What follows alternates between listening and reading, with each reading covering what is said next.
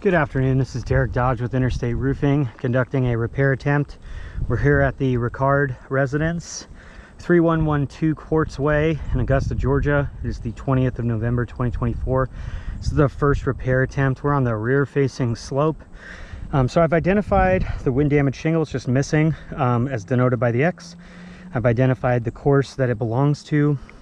Of important note, I'll get closer, we can see that there's absolutely no damage in the two courses above. So we're trying to determine whether or not this roof is repairable, whether the aging condition will allow for repairs. We have close to 100 wind damage shingles on this roof, so we need to know whether or not the roof is repairable. So what I need to do in the pursuit of that is remove the wind damage shingle, take it out, replace it with a like-in-kind quality shingle, fasten that down to the roof, and then see whether or not consequential damage has happened as a result of the repair. Like I said, no damage currently.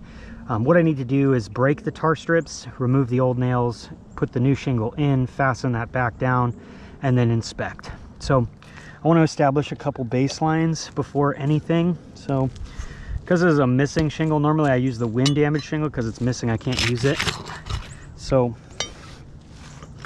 this is a speed square we use in all sorts of applications in construction. What I'm going to use this for is to find the angle. I am not going to be using a roofer's snake. I never do. I'm never going to. Roofer's snake is an inadequate tool. All roofers use pry bars and mag hatches. Every roofer uses it. Only people that say that we need to use it are adjusters. No disrespect to adjusters. It's just, if a roof's not repairable, it's not repairable. I understand the concept. You have the nail here with it being held down, and then you hit there. The issue is that you're just trading damage for damage. So by using a mag hatch and pry bars, the damage will surface in the two courses above. If you use a roofer snake, the damage will happen below. You'll cause fracturing in the matting, blistering, all sorts of tearing in the shingles. So I just don't use it. I don't need to use it. So there's that explanation. So anyway, the reason why I'm using this is because adjusters also will say that I'm lifting the shingles above a 45-degree angle or overtly manipulating the shingles. I will not be doing that. I'm going to be using this to show you what 45 degrees is, allow you an opportunity to take a screenshot of that so that you can look. Every time I lift a shingle, it is going to be below a 45-degree angle. So here we go. So I'm going to lift from the middle. This is 45 degrees. So let me get to the side. You can see it's basically in the center. That's 45 degrees. Let me turn back here so you can have that for your camera. This is an opportunity for you to take a picture and see what 45 degrees looks like. I do not need to lift this higher than this. That is just the standard.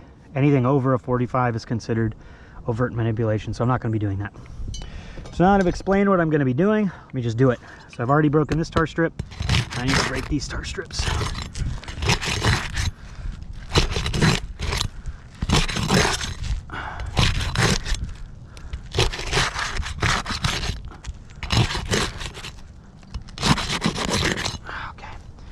Now that I've broken the tar strips, let me get to a better position so you can see. And use my flat pry bar to find out where the nails are. So there's no nail there.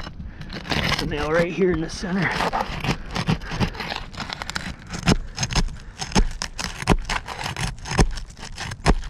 Sometimes when these guys use their nail guns, this is obviously a great way to shingle and save time. Their air is turned on too high, or they angle it improperly so it gets buried. It just happens. You can see, is that not an, oh, that just looks like a nail, but it's not a nail. Okay, so it looks like I'm done on the bottom.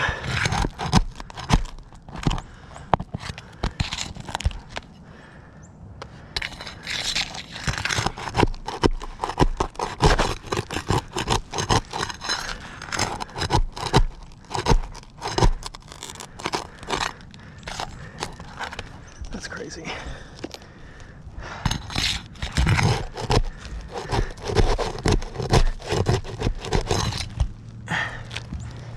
These are super buried down.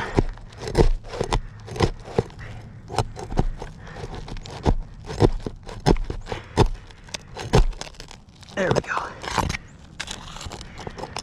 There's nothing you can do about that. So if the nails told the story, if you just, yeah, so that's crazy. So we've removed the nails. So I'm going to take overviews and close-ups.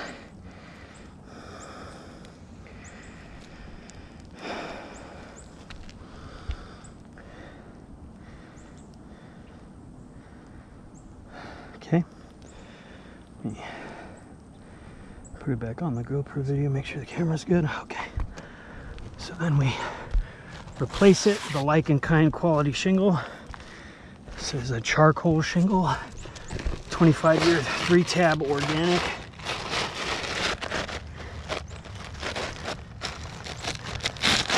You line it up with the chalk. That's good, and that's good.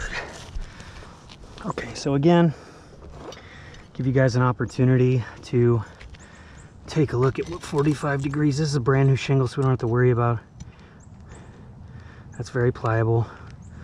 That's 45 degrees right there. So if you want to take a screenshot, take a screenshot. You back up. That's what 45 degrees looks like from that angle. Make sure that everything's lined up. There we go. It's like using a mag hatch because I can slap it to set it and then hammer it. Can usually get a nail in a couple hits. And it matches the angle of the roof. This didn't have very many nails in it, so I'm gonna be adding the right amount of nails.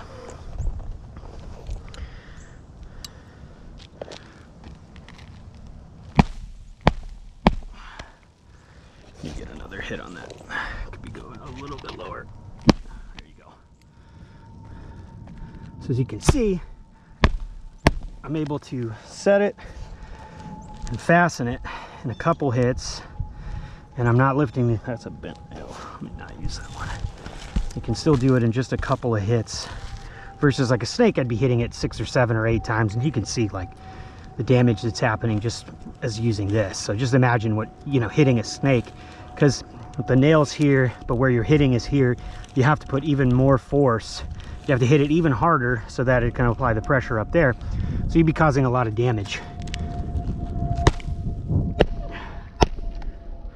Hitting it right at about the sure strip, or where it would be.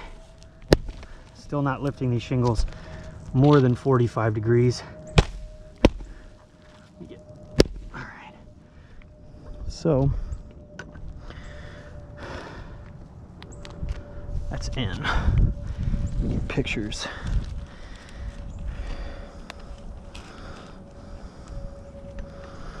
So I can see consequential damage that has happened as a result of this repair. Let me point it out to you guys. Let me set another baseline. So, oh boy, that sucks. That's my knife. So this is a brand new shingle. I've heard adjusters say if you lift any shingle above a 45-degree angle, you're gonna have creasing. Creasing is a byproduct of the fiberglass matting fracturing. So when the creases happen, it's because the granules, the aggregate to abate the UV rays from the sun, have dislodged from the asphalt. The asphalt, the bones of the shingles are the fiberglass, the asphalt is what makes it waterproof, and the granules are the abatement. So when they get dislodged, they form that crease. This is why it's, you know, telltale sign of wind damage is creasing. It's because the matting is fractured. So let me lift this to a 45. That's a 45 right there. It's really pliable. Wipe my hands across the top of it. Absolutely no granule loss whatsoever. Let's go a little bit higher. Let's do a 65-degree angle. So that's 65. You see no granule loss whatsoever. There's no creasing. This is indicative that the matting is not fractured. So let's do the tested tried and true when an adjuster says we've lifted this to a 45 or a 90-degree angle. So that's even past the 90-degree angle. This is pliable. The matting is not fractured. This is new, right? So we can see, first of all, I can see creasing and I can see tearing. The tearing happened as a byproduct of just trying to even get the nails out, but tearing is automatic failure. So we have a tear here, we have a tear here. That looks to be fine. Like, I wipe my hands across the top, I see a little bit of granule loss, but I don't see a crease. But I definitely see the tearing right there. You can see like that happened just as a byproduct of trying to remove the nails. This one also, like, another thing too that we're looking for, like visible cues, is the pliability. So when there's like play, like in this, there's tension in the shingle. When I do this, it's like a sticky note just flapping in the wind. So not only is it torn, but you wipe your hands across the top of it and you can see like a clear crease. The matting is fractured. This shingle has failed. We've got the tear here and the crease here. Look here, this feels like there's tension. This looks to be pretty good. Look here, this one's very clearly torn, or I'm sorry, very clearly creased. You saw all the granules coming off. I didn't lift these shingles above a 45, and we can see this crease. Let me get out of it. There, you can see it across there. Of my shadows, probably making it a little bit more difficult to see. See right here. So this one has tension in the shingle. I'd say this one's good. Let's look at this one. Yeah, that one seems to be fine. This one is definitely, yeah, you can see it fracturing across here. So issue is, in an effort to fix this wind damaged shingle, the shingle is torn, this shingle's torn, this shingle is creased,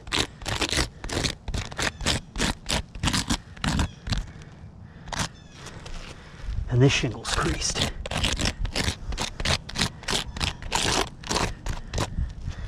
So we can just tell by the age and condition of this roof that this roof is not repairable. This roof is beyond its serviceable lifespan.